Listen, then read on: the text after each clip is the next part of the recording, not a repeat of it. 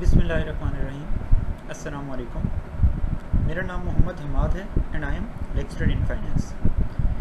Again I welcome you all on behalf of southern business school institute of southern Punjab Multan.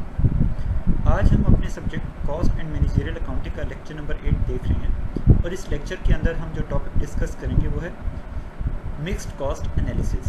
लेकिन इस topic की detail में जाने से पहले हम एक ओवरव्यू ले लेते हैं कि लास्ट लेक्चर के अंदर हमने क्या डिस्कस किया था। लास्ट लेक्चर के अंदर हम कॉस्ट बिहेवियर के बारे में पढ़ रहे थे और हमने देखा कि कॉस्ट बिहेवियर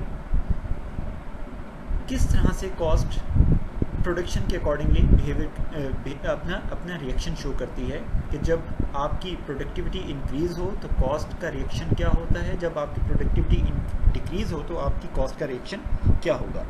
अब वो कॉस्ट का रिएक्शन देखने के लिए हमने कॉस्ट को इन टर्म्स ऑफ बिहेवियर दो क्लासेस के अंदर डिफ्रेंशिएट किया था। एक हमने कहा था कि ये फिक्स्ड कॉस्ट है, दूसरी हमने वेरिएबल कॉस्ट का नाम दिया। फिर फर्दर फिक्स्ड कॉस्ट और वेरिएबल कॉस्ट को फर्दर क्लासीफाई किया तो हमने कहा कि फिक्स्ड कॉस्ट के अंदर फर्दर क्लासिफिकेशन में हमारे पास कमिटेड फिक्स्ड कॉस्ट है और डिस्क्रिशनरी फिक्स्ड कॉस्ट है। और इसी तरह हमने वेरिएबल कॉस्ट को भी फर्दर क्लासीफाई किया तो हमने कहा कि हमारे पास वेरिएबल कॉस्ट भी फर्दर क्लासीफाई होकर step variable cost and true variable cost के अंदर क्लासीफाई हो जाती है। इन तमाम चीज़ों को हमने डिटेल में देखा था। फिर उसके बाद हमने मिक्स्ड कॉस्ट एनालिसिस के बारे में स्टार्ट किया था। मिक्स्ड कॉस्ट एनालिसिस क्या है। लास्ट लेक्चर के अंदर हमने देखा कि मिक्स्ड कॉस्ट क्या चीज़ है। Mixed cost has both fixed and variable component. कि मिक्स्ड कॉस्ट के अंदर फिक्स्ड कॉस्ट कंपोनेंट भी है और वेरिएबल कॉस्ट कंपोनेंट भी है। उसकी हमने एक एग्जांपल भी ली थी कि आपका सेल्स रिप्रेजेंटेटिव जो हैं उनकी जो सैलरीज़ हैं उनकी सैलरीज़ बेसिकली आपकी मिक्स्ड कॉस्ट हैं कंपनी के लिए। क्यों? क्योंकि उनकी सैलरी के अंदर एक फिक्स प्रपोर्शन भी है और वेरिएबल प्रपोर्शन भी है। फिक्स प्रपोर्शन वो है जो विद रिस्पेक्ट टू एक्टिविटी या विद रिस्पेक्ट टू सेल वो कॉन्स्टेंट ही रहेगा। आप कोई चीज़ सेल करें या ना करें आपने पर मंथ उनको 10,000 पे करना है। लेकिन उसका जो उसकी सैलरी के अंदर वेरिएबल कंपोनेंट जो वो है जो उसकी हर यूनिट सेल के ऊपर उसको जो कमीशन मिल रहा है वो बेसिकली उसकी सैलरी का वेरिएबल कंपोनेंट है। तो एक यूनिट की सेल के ऊपर अगर $1 मिलता है, 2 यूनिट की सेल के ऊपर $2, 3 यूनिट की सेल के ऊपर $3, तो ये बेसिकली क्या चीज़ है, प्रोडक्शन या सेल्स एक्टिविटी के साथ उसकी कॉस्ट उसकी सैलरी की अमाउंट इंक्रीज़ या डिक्रीज़ होती है तो वो कंपनी के लिए वो वेरिएबल कॉस्ट कंपोनेंट बन जाता है। और ये फिक्स्ड कॉस्ट और वेरिएबल कॉस्ट जो कंपनी उसको सैलरी पर मंथ पे करती है तो वो बेसिकली कंपनी के लिए क्या चीज़ है, वो सैलरी मिक्स्ड कॉस्ट कहलाती है। उसको फिर हमने डिटेल में देखा कि हमने उसकी एक एग्जांपल भी की थी। अब देखें फिर उसके बाद हमने उसके स्ट्रेट लाइन इक्वेशन से उस चीज़ को रिप्रेजेंट किया था कि total mixed cost line can be expressed as an equation y is equal to a plus b x. Y क्या चीज़ है, बेसिकली आपकी टोटल मिक्स्ड कॉस्ट है। एक आपकी स्ट्रेट लाइन इक्वेशन के अंदर a जो है वे टोटल फिक्स्ड कॉस्ट है, the vertical intercept of the line. B क्या चीज़ है, आपका variable cost per unit of the activity है और एक्स क्या चीज़ है, लेवल ऑफ एक्टिविटी है। कि आपके पास फिक्स्ड कॉस्ट, वेरिएबल कॉस्ट और आपका एक्टिविटी लेवल ये तीनों मिलकर आपकी स्ट्रेट लाइन इक्वेशन बनाते हैं जो हम आगे जाकर फर्दर एनालिसिस में इसको देखेंगे कि ये इक्वेशन कैलकुलेट कैसे होती है।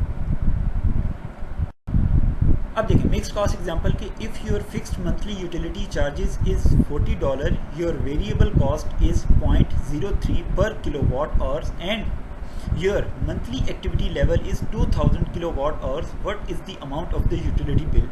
तो अब y is equal to a plus b x कि आपकी जो फिक्स की जो यूटिलिटी चार्जेस हैं पर मंथ फिक्स चार्जेस जो हैं वो क्या चीज़ है, आपका a component $40 plus b component क्या चीज़ है, आपका वेरिएबल कॉस्ट कंपोनेंट है। वो क्या है आपके पास 0.03 पर किलोवाट आवर। ये आपको फिक्स चार्जेस वेरिएबल चार्जेस आपने पर किलोवाट आवर की बेस पर पे करने हैं। अब एक्स क्या चीज़ है, आपकी लेवल ऑफ एक्टिविटी है कि मंथली जितने किलोवाट आवर्स आप कंज्यूम करेंगे वो 0.03 से मल्टीप्लाई होकर आपकी टोटल कॉस्ट बना देगा। तो हमारे पास उसने क्वेश्चन के अंदर 2000 किलोवाट आवर्स दिया हुआ है तो 0.03 मल्टीप्लाइड बाई 2000 और इसको ऐड करें तो हमारे पास y इज इक्वल टू $100। ये आपकी टोटल मिक्स्ड कॉस्ट कैलकुलेट हो जाती है जिसके अंदर $40 आपकी फिक्स्ड कॉस्ट है और $60 आपकी वेरिएबल कॉस्ट का एलिमेंट शामिल है और ये दोनों मिलकर $100 आपकी मिक्स्ड कॉस्ट बना रही है। अब है हमारे पास analysis of mixed cost. Mixed cost के एनालिसिस के लिए हमारे पास 5 मेथड हैं जिसके थ्रू हम ये मिक्स्ड कॉस्ट का एनालिसिस करते हैं। सबसे पहला मेथड है अकाउंट एनालिसिस, दूसरा मेथड है इंजीनियरिंग अप्रोच, तीसरा मेथड है हमारे पास स्कैटर्ड प्लॉट डायग्राम, चौथा मेथड है हमारे पास हाइलो मेथड और पांचवी चीज़ है हमारे पास लीस्ट स्क्वेयर रिग्रेशन मेथड। ये 5 मेथड हैं जिनके थ्रू हम मिक्स्ड कॉस्ट का एनालिसिस करते हैं।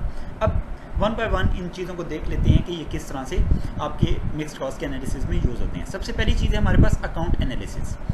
अकाउंट एनालिसिस क्या चीज़ है? Account analysis cost is classified as either variable cost or fixed cost based on the analyst's prior knowledge of how the cost in the accounts behave। कि आप क्या करते हो, अपने प्रायर नॉलेज को यूज़ करते हुए जो आपके जो कॉस्ट अकाउंट्स हैं उनको आप क्लासीफाई कर देते हो कि ये कॉस्ट अकाउंट फिक्स्ड कॉस्ट के हैं या वेरिएबल कॉस्ट के हैं।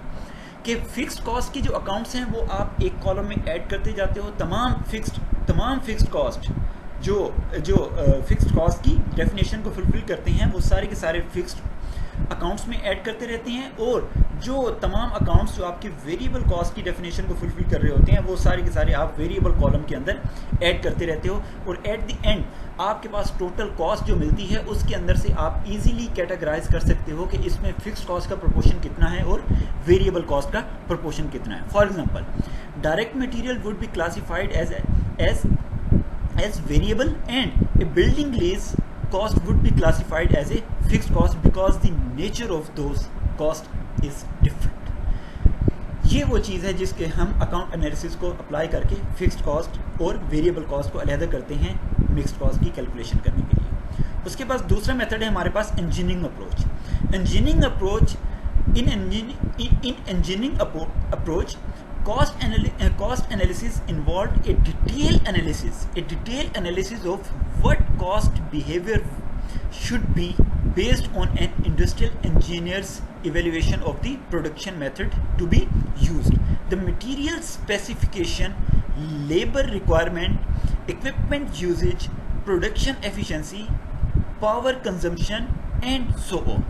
कि आप करते क्या है कि इंजीनियरिंग अप्रोच के अंदर जब आप एक नया प्रोडक्ट लॉन्च करने के लिए जा रहे हो, अगर सिंपल वर्ड्स में बात करें तो हम कहते हैं कि एक नया प्रोडक्ट लॉन्च करने के लिए जा रहे हो, तो नए प्रोडक्ट की लॉन्चिंग में आपको नहीं पता कि इसकी प्रोडक्शन के अंदर हमारे पास कौन सी मिक्स्ड कॉस्ट होगी और कौन सी वेरिएबल कॉस्ट होगी। तो आप क्या करते हो कि इसको स्टेप बाय स्टेप जैसे ही कॉस्ट इनकर होती रहती है आप उसको स्टेप बाय स्टेप उसको कैलकुलेट करते रहते हो और देखते रहते हो कि उस कॉस्ट का बिहेवियर क्या है विद रिस्पेक्ट टू प्रोडक्शन, कि वो बिहेव कैसा कर रही है, वो फिक्स्ड बिहेवियर है या वेरिएबल बिहेवियर है with respect to production activity.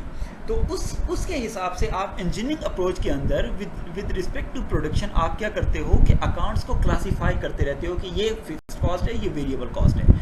और जैसे ही आपका प्रोडक्शन प्रोसेस कंप्लीट होता है कि at the end of production process आपके पास फिक्स्ड कॉस्ट और वेरिएबल कॉस्ट क्लासीफाई हो जाती है कि आपकी टोटल कॉस्ट के अंदर फिक्स्ड प्रोपोर्शन कितना है और वेरिएबल प्रोपोर्शन कितना है। आप यूँ भी कह सकते हो कि ऑलरेडी प्रोसेस के अंदर जो चीज़ें चल रही होती हैं वहाँ पर आप अकाउंट एनालिसिस यूज़ करते हो, जब एक नए प्रोडक्ट डेवलपमेंट के ऊपर आप काम कर रहे होते हो तो उसकी कॉस्ट के अंदर आप इंजीनियरिंग अप्रोच यूज़ करते हो जहाँ पर आप प्रोडक्शन के साथ उन चीज़ों को कैलकुलेट करते हो। अब to use a scattered plot to diagnose cost behaviour. अब हमारे पास हमारा थर्ड मेथड है कि स्कैटर्ड ग्राफ मेथड। कि स्कैटर्ड ग्राफ मेथड के थ्रू हम किस तरह से मिक्स्ड कॉस्ट एनालिसिस करते हैं। अब आपने करना क्या है कि आपने एक्टिविटी और आपकी जो कॉस्ट का डाटा है आपने उसको स्कैटर्ड ग्राफ की सूरत में प्लॉट कर देना है। अब ये जब स्कैटर्ड पॉइंट्स बन जाएंगे आपके पास, आपका जो हिस्टोरिक डाटा है उस हिस्टोरिक डाटा को आपने एक्टिविटी और कॉस्ट का वो आपने प्लॉट कर देना है। अब उस प्लॉटिंग में एक तो चीज़ आपको पता चलेगी कि आपके पास जो कॉस्ट के या आपकी एक्टिविटी के जो आउटलायर होंगे एक तो वो क्लियर हो जाएंगे कि उस प्लॉटिंग के अंदर कि आपके पास एक अगर स्ट्रीम लाइन के अंदर एक चीज़ बन रही है और कोई पॉइंट कॉस्ट का या एक्टिविटी का जो उस स्ट्रीम से बाहर निकल जाते हैं तो वो बेसिकली आपको आउटलायर कैलकुलेट करके दे देंगे। अब प्लॉटिंग आपने करनी कैसी है? The total maintenance cost y is plotted on the vertical axis and this cost is known as dependent variable because the amount of cost incurred during a period depends on the level of activity for the period। और उसके बाद the activity x which is patient day in this case is plotted on the horizontal axis, and this activity is known as independent variable because it causes variation in the cost. कि आपकी जो activity है वो basically आपकी cost का factor है कि आप जितने number of patient in days ज़्यादा सर्व करोगे आपकी कॉस्ट उतनी ही बढ़ती जाएगी, जितने नंबर ऑफ पेशेंट डेज आपके कम होते जाएंगे आपकी कॉस्ट भी उस हिसाब से क्या होती रहेगी, कम होती रहेगी। अब आपने करना क्या है, जब आपने डाटा प्लॉट कर दिया आपके पास एक डॉट्स बन गए जो एक्स एक्सिस और वाई एक्सिस को आपने कर दिया, तो आपने जस्ट क्या करना है कि आपने एक स्ट्रेट लाइन ड्रॉ करनी है। और स्ट्रेट लाइन ड्रॉ करने का मैकेनिज्म क्या है कि वो एक बर्ड आई व्यू को देखते हुए कि आपने अपनी मर्जी से एक दरमियान में इस तरह से लाइन ड्रॉ करनी है कि वो लाइन आपके मैक्सिमम पॉइंट को इंटरसेक्ट करे, और वो मैक्सिमम, लेकिन इसकी कोई लॉजिकल जस्टिफिकेशन नहीं है। आपके नज़दीक वो पॉइंट थोड़ा सा ऊपर भी हो सकता है, आपके नज़दीक वो स्ट्रेट लाइन का पॉइंट थोड़ा सा नीचे भी हो सकता है। अब वो क्या करना है, वो यही कह रहा है कि draw a line through the data point with about an equal number of points above and below the line, कि आपके उसके सेंटर से जो आपके प्लॉटेड डॉट्स हैं, आपके वो प्लॉटेड डॉट्स के सेंटर से आपने एक लाइन ड्रॉ करनी है। अब वो लाइन जिस पॉइंट पर इंटरसेक्ट करेगी उस पॉइंट पर आप एक्स एक्सिस पर भी परपेंडिकुलर ड्रॉ करें और वाई एक्सिस पर भी परपेंडिकुलर ड्रॉ करें, तो वो आपको टोटल एक्टिविटी और टोटल कॉस्ट कैलकुलेट करके दे देंगे। अब देखें, ये स्ट्रेट लाइन जो आपने ड्रॉ की, ये स्ट्रेट लाइन वाई एक्सिस पर जिस पॉइंट पर जाकर आप जिस पॉइंट पर ये इंटरसेक्ट करती है वो पॉइंट क्या कहलाएगा, आपका टोटल फिक्स्ड कॉस्ट कहलाएगी। और वो पॉइंट जो आपकी लाइन को इंटरसेक्ट कर रहे हैं उस पॉइंट से, ये जो ग्रीन स्टेरिक पॉइंट है, ये ग्रीन स्टेरिक से आपने एक्स एक्सिस पर भी परपेंडिकुलर ड्रॉ करें और वाई एक्सिस पर भी परपेंडिकुलर ड्रॉ करें। तो एक्स एक्सिस पर जब आप परपेंडिकुलर ड्रॉ करेंगे तो ये आपके पास टोटल पेशेंट डे कैलकुलेट करके देगा, जो हमारे पास आ रहा है total patient day is equal to 800। और वाई एक्सिस पर जब आपने उस ग्रीन स्टेरिक से परपेंडिकुलर ड्रॉ किया तो वाई एक्सिस पर ये जो कैलकुलेट करके दे रहा है, ये आपके पास अप्रॉक्सीमेटली 11,000 टोटल कॉस्ट आ रही है, क्योंकि ये कॉस्ट दी हुई है आपके पास डॉलर टर्म में थाउजेंड्स के अंदर, और पेशेंट डे भी आपके पास थाउजेंड्स के अंदर गिवन है। इस वजह से हम इसको लेकर चल रहे हैं कि आपके पास जो टोटल पेशेंट सर्व हैं एट दिस ग्रीन पॉइंट, वो कितने हैं, 800 पेशेंट सर्व किए हैं, लेकिन उस 800 पेशेंट के सर्विंग के लिए आपकी जो टोटल कॉस्ट इनकर हो रही है वो अप्रॉक्सीमेटली कितनी है, 11,000 आपकी टोटल कॉस्ट आ रही है। तो अब आपके पास टोटल कॉस्ट भी आ गई और टोटल एक्टिविटी भी आ गई। अब इस टोटल कॉस्ट और टोटल एक्टिविटी से आप अपनी मिक्स्ड कॉस्ट को कैलकुलेट कर सकते हैं कि उसकी कैलकुलेशन के लिए अगर आपके पास टोटल मिक्स्ड कॉस्ट 11,000 है, उस 11,000 से आपकी ये जो टोटल फिक्स्ड कॉस्ट आ रही है वो आ रही है आपके पास 10,000। तो 11,000 माइनस 10,000 कर दें तो ये 1,000 जो है ये बेसिकली आपके पास टोटल मिक्स्ड कॉस्ट कैलकुलेट हो जाती है। अब इसको आगे जाकर देखते हैं कि स्ट्रेट लाइन के अंदर किस तरह से हमने इस चीज़ को लिखना है। अब देखें, वो कहते हैं कि make a quick estimate of variable cost per unit and determine the cost equation. Total maintenance cost at 800 patient is 11,000, अभी आपने देखा, and less fixed cost. Fixed cost कितनी थी आपके पास, 10,000। वो जो स्ट्रेट लाइन जिस पॉइंट पर आपको आपके वाई एक्सिस को इंटरसेक्ट कर रही थी वो 10,000 पॉइंट है, वो आपकी फिक्स्ड कॉस्ट है।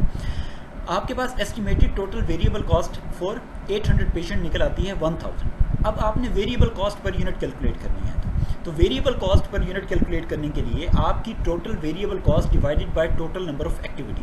तो टोटल वेरिएबल कॉस्ट कितनी है, $1,000 डिवाइडेड बाय टोटल एक्टिविटी कितनी है, 800 पेशेंट्स। तो आपके पास वेरिएबल कॉस्ट पर यूनिट निकल आती है $1.25 पर पेशेंट डे। तो ये आपकी वेरिएबल कॉस्ट है। अब इसी डाटा को आप अपनी स्ट्रेट लाइन के अंदर पुट कर दें। स्ट्रेट लाइन क्या थी, y is equal to a plus bx। y क्या था, टोटल मेंटेनेंस कॉस्ट, जिसे हम टोटल मिक्स्ड कॉस्ट का नाम दे रहे थे, इज इक्वल टू a क्या था, फिक्स्ड कॉस्ट एलिमेंट। तो फिक्स्ड कॉस्ट कितनी है आपके पास, $10,000, वो आपने $10,000 कर दी, प्लस b क्या था आपके पास, वेरिएबल कॉस्ट कंपोनेंट। वो वेरिएबल कॉस्ट कंपोनेंट अभी आपने कैलकुलेट किया $1.25 पर पेशेंट डे, वो आपने $1.25 पर पेशेंट डे निकल दिया। और x क्या चीज़ है आपके पास, टोटल एक्टिविटी, वो आपके पास नंबर ऑफ पेशेंट डेज हैं। अब इस इक्वेशन के अंदर आपके पास जो भी एस्टिमेटेड एक्टिविटी है आप उसको पुट करते जाएं तो आपके पास टोटल मिक्स्ड कॉस्ट आपकी कैलकुलेट होती जाएगी। तो ये है स्कैटर्ड मेथड के थ्रू आपकी टोटल मिक्स्ड कॉस्ट कैलकुलेट करने के लिए। अगर आपकी एक्टिविटी पेशेंट डेज 1 है तो आप कैलकुलेट कर सकते हैं, अगर 2 है तो 1.25 मल्टीप्लाइड बाई 2 कर दें तो उसको ऐड कर दें 10,000 के अंदर, तो आपकी टोटल मिक्स्ड कॉस्ट कैलकुलेट हो जाएगी। अगर आपकी एक्टिविटी पेशेंट डेज 10,000 है तो आप 1.25 मल्टीप्लाइड बाई 10,000 प्लस 10,000 कर दें तो आपके पास ये क्या निकल आएगा, टोटल मिक्स्ड कॉस्ट। और आप इजीली उस चीज़ को डिफ्रेंशिएट कर सकते हैं कि इस मिक्स्ड कॉस्ट के अंदर फिक्स्ड कॉस्ट एलिमेंट कितनी है और वेरिएबल कॉस्ट एलिमेंट कितना होगा। उसके बाद आपके पास जो फोर्थ मेथड है मिक्स्ड कॉस्ट एनालिसिस के लिए वो है आपके पास हाई लो मेथड। अब इस हाई लो मेथड के अंदर assume the following hours of maintenance work and the total maintenance cost for 6 month. देखिए मैंने अभी बात की, मैंने कहा कि स्कैटर्ड प्लॉट के अंदर एक प्रॉब्लम था कि आपने बर्ड आई व्यू से एक स्ट्रेट लाइन ड्रॉ कर दी। अब एक हो सकता है कि आपने जो स्ट्रेट लाइन ड्रॉ की वो आपके एक्स एक्सिस को इंटरसेक्ट कर रही थी वो 10,000 पॉइंट के ऊपर। हो सकता है कि मैं थोड़ा सा ऊपर ड्रॉ कर लूँ या थोड़ा सा नीचे ड्रॉ कर लूँ, क्योंकि मेरा एनालिसिस है तो मैं अपनी बर्ड आई व्यू में थोड़ा सा ऊपर ड्रॉ कर दूँ तो ये 10,500 हो सकता है, या अगर थोड़ा सा नीचे ड्रॉ कर दूं तो वो वाई एक्सिस पर जिस पॉइंट पर इंटरसेक्ट करे वो हो सकता है कि 9,000 पर भी ड्रॉ हो जाए। तो आपके पास कोई जस्टिफिकेशन नहीं है कि आपने किस बेस पर वो स्ट्रेट लाइन ड्रॉ कर दी है। तो हाई लो मेथड ने उस जस्टिफिकेशन को लेकर आए, तो उन्होंने क्या किया कि आपकी हाईएस्ट एक्टिविटी और लोएस्ट एक्टिविटी दो मैक्सिमम और मिनिमम पॉइंट ले लिए। आपने जो प्लॉट ड्रॉ कर दिया है आपने जो हिस्टोरिक डेटा था आपके पास, उस हिस्टोरिक डेटा के अंदर आपने मैक्सिमम एक्टिविटी और मिनिमम एक्टिविटी के 2 पॉइंट्स ड्रॉ कर दिए कि मैक्सिमम एक्टिविटी के ऊपर क्या कॉस्ट थी और मिनिमम एक्टिविटी के ऊपर क्या कॉस्ट थी। आपने वो 2 पॉइंट्स लेकर उस 2 पॉइंट्स को आपने स्ट्रेट लाइन में ड्रॉ करना है, और वो स्ट्रेट लाइन जैसे ही आप ड्रॉ करेंगे वो जिस पॉइंट पर वाई एक्सिस को इंटरसेक्ट करेगी वो आपकी टोटल फिक्स्ड कॉस्ट बन जाएगी। अब इसको स्टेप बाय स्टेप देखते हैं कि मंथ्स हमारे पास जनवरी, फरवरी, मार्च, अप्रैल, मई, जून, ये आपके पास 6 माह का डाटा है जिसके अंदर आवर्स ऑफ मेंटेनेंस ये आपके पास कॉस्ट दी हुई है, ये आपके पास टोटल एक्टिविटी दी हुई है, और उसके बाद थर्ड कॉलम के अंदर आपके पास टोटल मेंटेनेंस कॉस्ट दी हुई है। अब टोटल मेंटेनेंस कॉस्ट के अंदर आप जाकर देखें 7,950 से स्टार्ट होकर 9,800 पर आ रही है, और आवर्स ऑफ मेंटेनेंस में आपके 625, 500, 700, 550, 775 और 800। अब यहाँ पर मैंने एक बात की कि हाई लो मेथड में उन्होंने करना क्या है कि आपकी हाईएस्ट एक्टिविटी और लोएस्ट एक्टिविटी के 2 पॉइंट्स ड्रॉ करने हैं। अब देखें कि हमारे पास इस जो पास 6 मंथ का डाटा है उसमें हाईएस्ट एक्टिविटी कहाँ पर है। हाईएस्ट एक्टिविटी जो हमें नज़र आ रही है वो बेसिकली 800 है जून के अंदर, और लोएस्ट एक्टिविटी जो है वो है हमारे पास 550 अप्रैल के अंदर। अब आपके पास 2 पॉइंट ड्रॉ हो जाएंगे, एक हाईएस्ट एक्टिविटी 800 और एक लोएस्ट एक्टिविटी 550। अब आपने लोएस्ट एक्टिविटी क्या है हमारे पास फरवरी के अंदर हमें नज़र आ रही है, फेब के अंदर हमें नज़र आ रही है 500 की हमारे पास लोएस्ट एक्टिविटी थी। अब 2 पॉइंट्स आपके पास आ रहे हैं, एक जून के अंदर हाईएस्ट एक्टिविटी 800 और दूसरा फेब के अंदर आपके पास 500 की लोएस्ट एक्टिविटी आपके नज़र आ रही है। अब इस हाईएस्ट और लोएस्ट के 2 पॉइंट आपने ड्रॉ करने हैं और उसके अकॉर्डिंगली उसका कॉस्ट प्लॉट करना है। अब नेक्स्ट देखते हैं कि ये किस तरह से प्लॉटिंग हो रही है। अब देखें कि हमारे पास हाईएस्ट एक्टिविटी 800 है, लोएस्ट एक्टिविटी क्या चीज़ है आपके पास 500 है। The variable cost per hours of maintenance is equal to the change in cost divided by the change in hours. कि यहाँ पर जो फार्मूला यूज़ होता है वो basically rise over run formula use होता है। राइज बेसिकली आपके वाई एक्सिस है और रन बेसिकली आपका हॉरिजॉन्टल एक्सिस है। तो वाई एक्सिस पर आपको पता है कि अभी हमने जब स्कैटर्ड प्लॉट में डायग्राम ड्रॉ कर रहे थे तो हमने कहा था कि वाई एक्सिस पर आपकी क्या चीज़ है, आपकी कॉस्ट डाटा है, और एक्स एक्सिस पर आपकी क्या चीज़ है, एक्टिविटी डाटा है। तो राइज और रन का मतलब है कि y change in y divided by change in x, तो उस चीज़ को हम लेकर चलते हैं। अब हाईएस्ट एक्टिविटी 800 और लोएस्ट एक्टिविटी 500। हाईएस्ट एक्टिविटी के ऊपर हमारी जो टोटल कॉस्ट थी वो 9,800 थी और लोएस्ट एक्टिविटी के ऊपर हमारी जो कॉस्ट थी वो थी 7,400। चेंज हमारे पास कितना है 300 का, आवर्स ऑफ मेंटेनेंस आ रहे हैं और टोटल कॉस्ट का जो डाटा आ रहा है वो 2400। अब आपने इस चीज़ को 300 और 2400 को राइज और रन की बेस पर हमने इसका वेरिएबल कंपोनेंट कैलकुलेट कर लेते हैं। तो 2400 डिवाइडेड बाय 300 तो ये $8 पर और हमारे पास वेरिएबल कॉस्ट कंपोनेंट हमारे पास निकल आता है। अब हमारे पास टोटल फिक्स्ड कॉस्ट क्या चीज़ है, is equal to total cost minus total variable cost. Total fixed cost कितनी है हमारे पास 9800 माइनस टोटल वेरिएबल कॉस्ट कितनी है हमारे पास 8 hours per unit multiplied by 800। तो 9800 माइनस 6400 माइनस करें तो ये आपके पास टोटल फिक्स्ड कॉस्ट कैलकुलेट हो जाएगी 3400 कैलकुलेट हो जाएगी। अब अगर आप इसको ग्राफ बनाएं तो ग्राफ के अंदर आप जाकर देखेंगे कि वहाँ पर आप जिस पॉइंट पर आपकी स्ट्रेट लाइन जिस पॉइंट पर आपकी वाई एक्सिस को इंटरसेक्ट करेगी तो वो पॉइंट कितना होगा आपके पास 3400 आपके पास वो पॉइंट होगा। अब total the cost equation for maintenance क्या होगी, y is equal to 3400 plus 8.00 multiplied by x। और ये x क्या चीज़ है आपके पास एक्टिविटी है।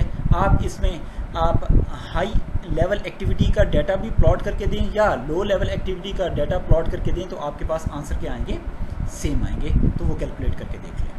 अब आप एक क्विक ओवरव्यू ले लें कि आपने हाई लो मेथड जो भी किया है कि sales salaries and commissions are 10,000 when 80,000 units are sold and $14,000 when 120,000 units are sold using a high low method. What is variable portion of sales salaries and commission के आपने variable cost variable cost component calculate करके देना है जिसमें हमारे y is equal to a plus b x जो हमारी equation है उसमें आपने जो कैलकुलेट करना है वो जस्ट b कैलकुलेट उनको करके देना है।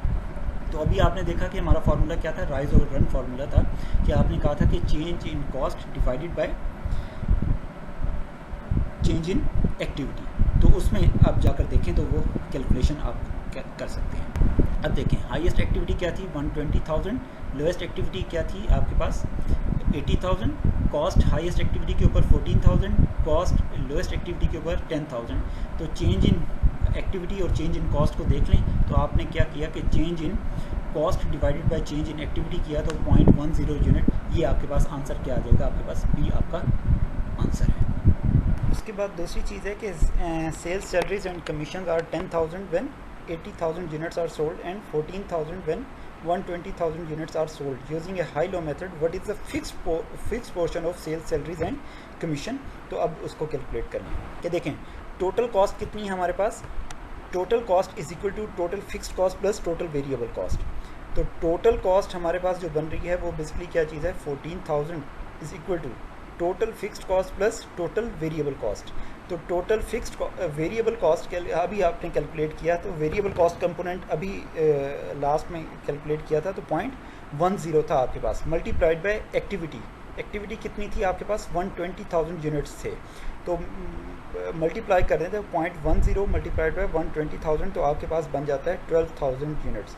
तो टोटल फिक्स्ड कॉस्ट आपने कैलकुलेट करनी हो तो आप कैलकुलेट कर सकते हैं कि total cost minus total variable cost, ये आपके पास टोटल फिक्स कॉस्ट कैलकुलेट हो जाएगी। तो टोटल कॉस्ट कितनी थी 14,000 और टोटल वेरिएबल कॉस्ट अभी आपने कैलकुलेट की वो कितनी बन जा रही है 12,000। तो 14,000 माइनस 12,000 तो टोटल फिक्स कॉस्ट क्या बन जाएगी आपके पास 2,000।